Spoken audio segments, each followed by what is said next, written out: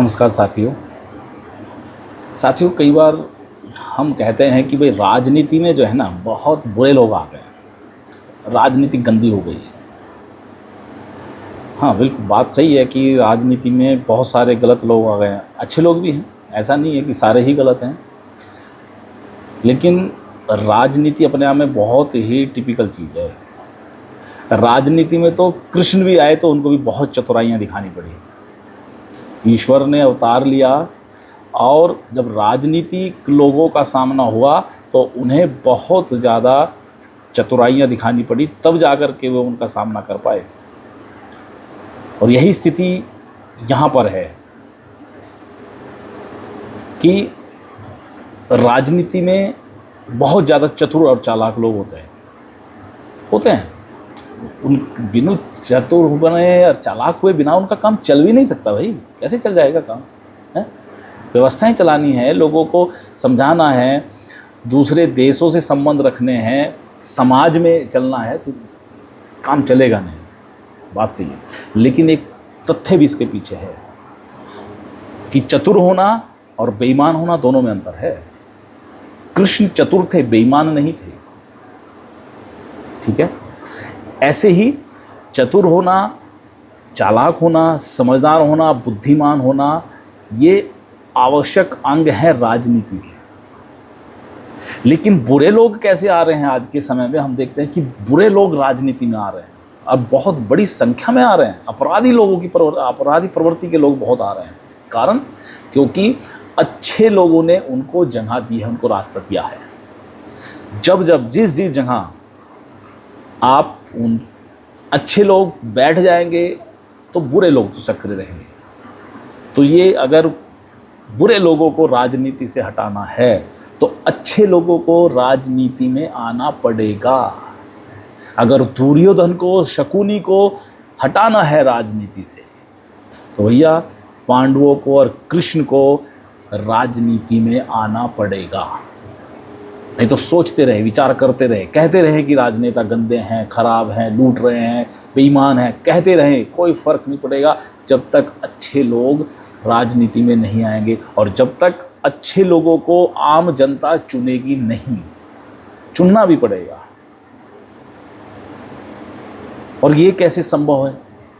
अब लोग कहते हैं कि भाई हम आए तो कैसे? सीधे संसद से नहीं, सीधे विधानसभा से नहीं, इसमें वर्क करना पड़ेगा, काम करना पड़ेगा पंचायत स्तर से। जिस पंचायत में एक चुनाव लड़ने पे 15 लाख, 16 लाख, 18 लाख, 20 लाख और कोई तो कहते हैं 25-25 लाख रुपए खर्च कर दिए लोग कर देते हैं और तब प्रधान बन के आते हैं और कुछ हार भी जाते हैं, तो क्या आप उम्मीद करते हैं कि वो प्रधान, वो व्यक्ति आकर के ईमानदारी से काम करेगा? क्या वो अपने 15 लाख, 16 लाख, 25 लाख वसूलेगा? नहीं। तो वहाँ पर आपको काम करना पड़ेगा। संसद और हमारे हाथ में नहीं है। हम केवल एक विधानसभा सीट पर या एक लोकसभा सीट पर निर्णय करते हैं और ना हम उन लोगों से इतना मिल पाते हैं, ना उस तक हमारी अप्रोच होती है। लेकिन गांव के अंदर जो प्रधान है उस तक हमारी अप्रोच है, वहाँ के लोगों तक, पूरे गांव तक हमारी अप्रोच है।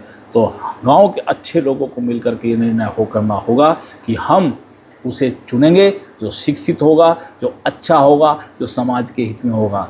और ऐसी बात नहीं है नहीं जानते हैं, गांव का तो हर एक व्यक्ति जानता है, एक व्यक्ति एक दूसरे को जानता है कौन अच्छा है कौन बुरा है।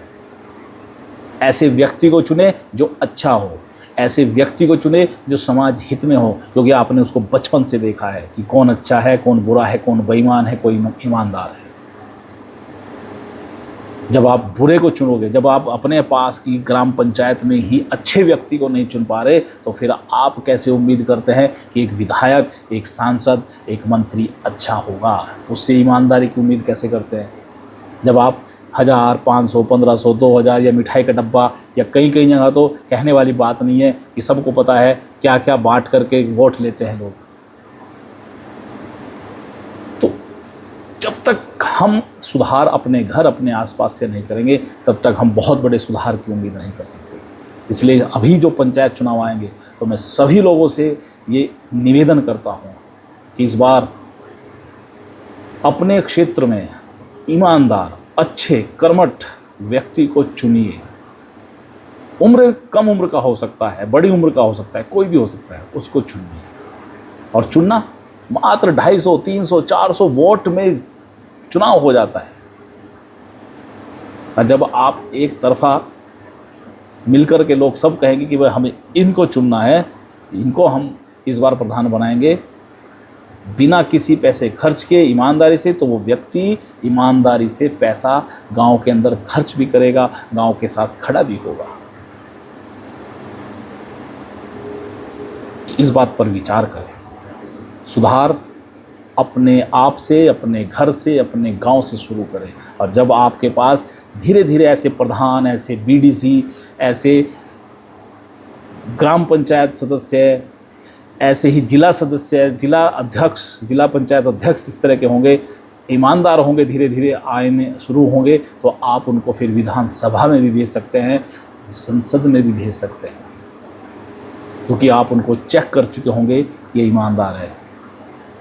तो इस पर विचार कीजिए और निर्णय लीजिए कि देश को बचाना है, अपने आने वाली पीढ़ी को बचाना है, ईमानदारी को आगे बढ़ाना है, तो हमें ईमानदार लोगों को आगे बढ़ाना होगा।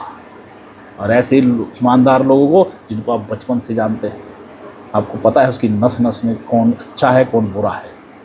मुश्किल नहीं है आपके लिए ग्राम प्रधान चुनना। जय हिंद, जय भारत।